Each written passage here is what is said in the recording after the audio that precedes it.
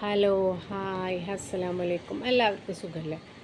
ഇന്ന് 2-3 ദിവസമായിട്ട് ആ കുട്ടീൻ്റെ 4 വയസ്സായ കുട്ടീൻ്റെ മരണവുമായി ബന്ധപ്പെട്ടിട്ട് എല്ലാവരും ഇങ്ങനെ ഇതാക്കുന്നുണ്ട്. എനിക്ക് ഭയങ്കരമായിട്ട് ഫീൽ ചെയ്തു. കാരണം എനിക്കൊരു 12 വയസ്സായ ഒരു മോളുള്ളത് കൊണ്ട് എനിക്ക് സത്യത്തിൽ നന്നായിട്ട് വിഷമമുണ്ട്.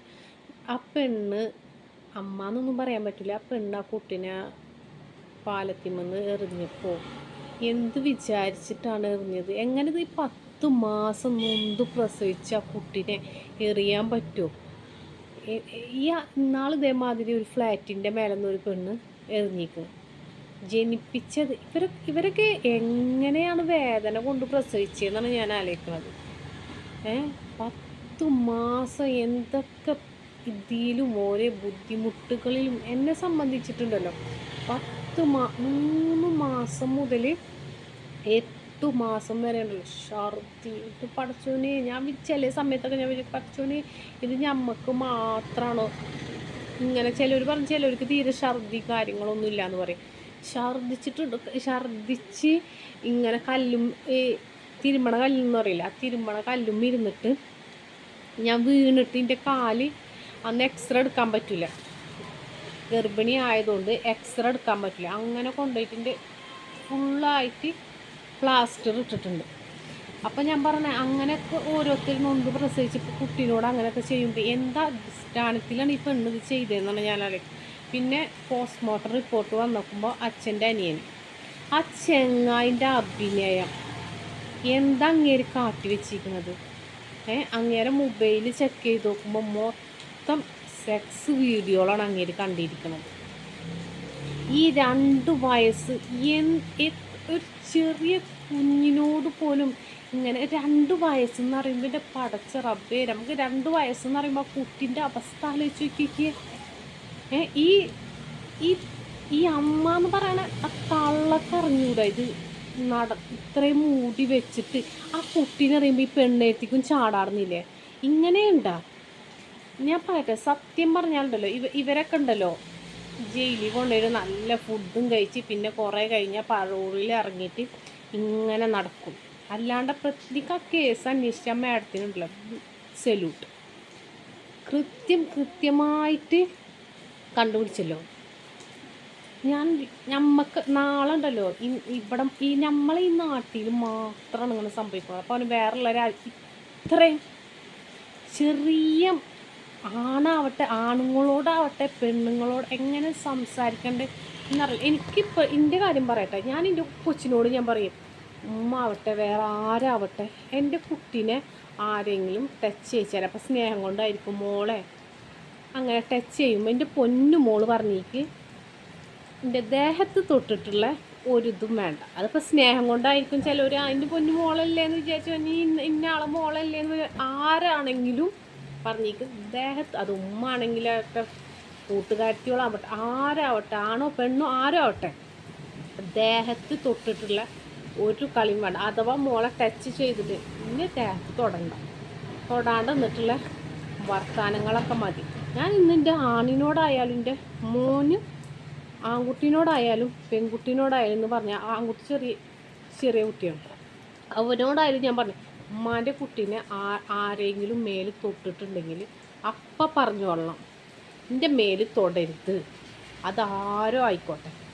എൻ്റെ കുട്ടീൻ്റെ മേല് ആരെങ്കിലും തൊട്ട പിന്നെ പരിചയമില്ല. ഇത് നമ്മളിങ്ങനെ ഓരോ കാര്യങ്ങളിങ്ങനെ വരുമ്പോൾ നമ്മൾ 100 വട്ടം 200 വട്ടം നമ്മളെ മക്കളോട് പറഞ്ഞ് മനസ്സിലാവും. എനിക്ക് ആ കുട്ടീൻ്റെ അവസ്ഥ ഒരു കൂസലും ഇല്ലാണ്ട് ഇങ്ങനെ കയ്യും കെട്ടി നിൽക്കണ ആ പെണ്ണിൻ്റെ ഒരു ധൈര്യമാണ് ഞാൻ ആലോചിക്കുന്നത്. അതിനെ സപ്പോർട്ട് ചെയ്യും കുറേ ആൾക്കാർ ഞാൻ കണ്ടിട്ടുണ്ട് ന്യൂസിൽ. ഇതിങ്ങനെ ആയതുകൊണ്ടാണ് ആ കുട്ടീനെ ഇങ്ങനെ എറിഞ്ഞത്. അങ്ങനെ എറിയാൻ അവൾക്ക് തോന്നിയിട്ടുണ്ടല്ലോ, അപ്പോൾ അവൾക്കും ചത്തൂടെ? അവൾക്കും ചത്തുകൂടെ? എന്തിനാ പൈതലിനെ എറിഞ്ഞിട്ടാണോ? ആ പൈതൽ എത്ര മാത്രം വേദന സഹിച്ചിട്ടുണ്ടാവും. ഏറ്റവും കൂടുതൽ നമ്മൾക്ക് ഉറപ്പ് നമ്മളെ മക്കളോ ഉണ്ടാവും എന്നുള്ളത് ഒരുറപ്പാണ്. ആ ഒക്കത്തിരുന്നിട്ട് ആ കൊച്ചു പോകുമ്പോൾ ഇത്രയും ദിവസം ബാലവാടിയിൽ ആ കൊച്ചു പോവാണ്ട് അന്നത്തെ ദിവസം പുത്തൻ ഡ്രസ്സ് ഇട്ടിട്ട് ആ കുട്ടി പോകുമ്പോൾ ഒരവസ്ഥ അത് ഞാൻ ആലോചിക്കണം. എൻ്റെ പടച്ച റബ്ബേ നാളെ എന്താവും എന്നുള്ളത് ഒന്നും അറിയില്ല. ഞാൻ പറയാം ഞങ്ങളൊക്കെ പൈതങ്ങളെ പഠിച്ചു നീ കാത്ത് രക്ഷിക്കണം, അത്രേ പറയാൻ പറ്റില്ല. ആരാണ് എങ്ങനെയാണ് ഇത്രക്കും വൃത്തിയിട്ട ആൾക്കാർ നമ്മളെ ചുറ്റുഭാഗത്ത് പക്ഷേ ഉണ്ട് എന്നുള്ളത് നമുക്ക് വിശ്വസിക്കാൻ പറ്റില്ല. ആര് എപ്പോൾ ആണെന്നുള്ളതുണ്ടല്ലോ ഒരിക്കലും വിശ്വസിക്കാൻ പറ്റില്ല. ആ കുട്ടി 2 വയസ്സെന്ന് പറയുമ്പോൾ ഒന്നും പഠിച്ച റബ്ബേ, അത് ആലോചിക്കുമ്പോൾ ഉണ്ടല്ലോ അന്നേ തുടങ്ങിയിരിക്കുന്നത്. ഇപ്പം ആ കുട്ടിക്ക് 4 വയസ്സ്. അപ്പം എത്രത്തോളം വേദന ആ കുട്ടിക്ക് സഹിച്ചിരിക്കും. എൻ്റെ മോളെന്ന് വെച്ചാലുണ്ടല്ലോ ഭയങ്കര അലർജി ഉള്ള വ്യക്തിയാണ്. ഞാൻ എന്നെ എന്തെങ്കിലും കുസൃതി അടിച്ചാലുണ്ടല്ലോ അപ്പം വീർക്കും, ചില സമയത്ത് വീർക്കും, കൈയും കാലൊക്കെ വേഗം വീർക്കും. അതുമാതിരി മാറാല വീണത് ഒക്കെ മേല് പറ്റിയിട്ടുണ്ടെങ്കിൽ, ഇവളെ മേല് പറ്റിയിട്ടുണ്ടെങ്കിൽ വേഗം ഇതാവണ കുട്ടിയാണ്.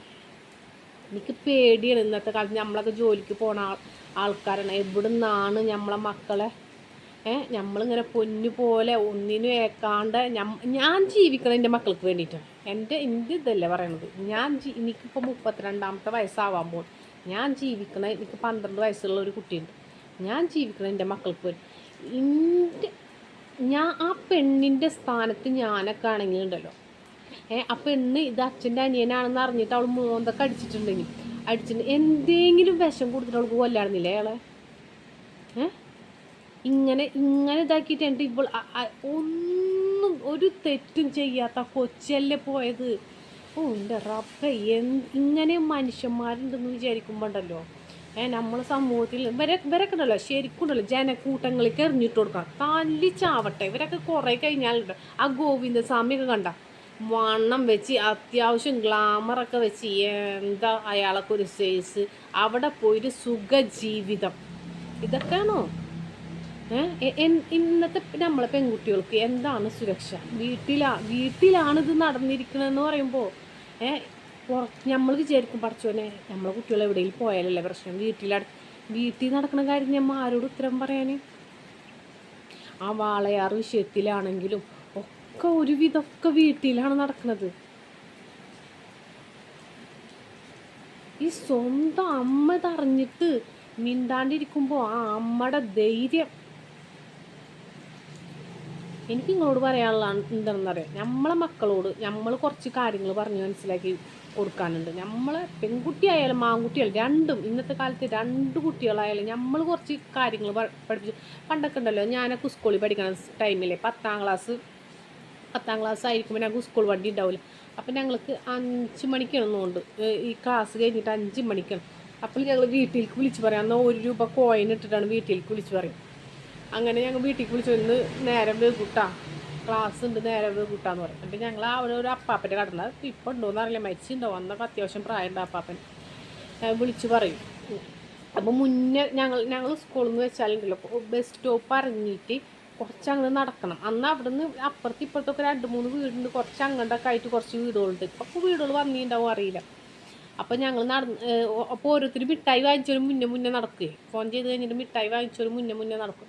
അപ്പോൾ ആ അപ്പാപ്പൻ നല്ല പ്രായമുള്ള അപ്പാപ്പൻ പറയും, നിങ്ങൾ ഒരുമിച്ച് പോട്ടാ, ഒറ്റക്കായിട്ട് നിങ്ങൾ പോകരുതിട്ടാ, നിങ്ങൾ ഒരുമിച്ച് നടക്കണം, നിങ്ങൾ ചെറിയ പിള്ളേരാണ്, ഇവിടെ വഴികൾ ശരിയില്ല. അന്നത്തെ കാലത്ത് ആ അപ്പാപ്പൻ, ഇന്നത്തെ കാലത്ത് ആരോടെങ്കിലും എന്തെങ്കിലും പറയാം, നീ ആരാടാ എന്നോട് പറയാം, നീ ആരാടാ ഇങ്ങനെ പറയാൻ. പക്ഷെ അതൊക്കെ ഉണ്ടല്ലോ ആ ഒരു ടൈമൊക്കെ ആലോചിക്കുമ്പോൾ ഉണ്ടല്ലോ അന്നത്തെ കാലത്ത് ഇങ്ങനെ വല്ലതും നടന്നിട്ടുണ്ടോ എന്നാണ് ഞാൻ ആലോചിക്കുന്നത്.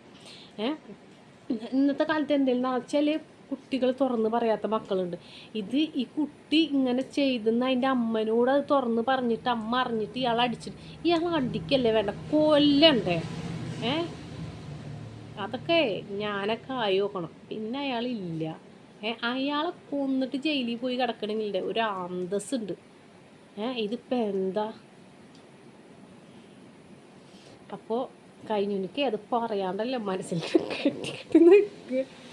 അപ്പോൾ അങ്ങനെയൊക്കെയാണ്, വേറെ കുഴപ്പമൊന്നുമില്ല, സുഖമായിട്ടിരിക്കണം. സബ്സ്ക്രൈബ് ചെയ്യാൻ മറക്കരുത് കേട്ടോ.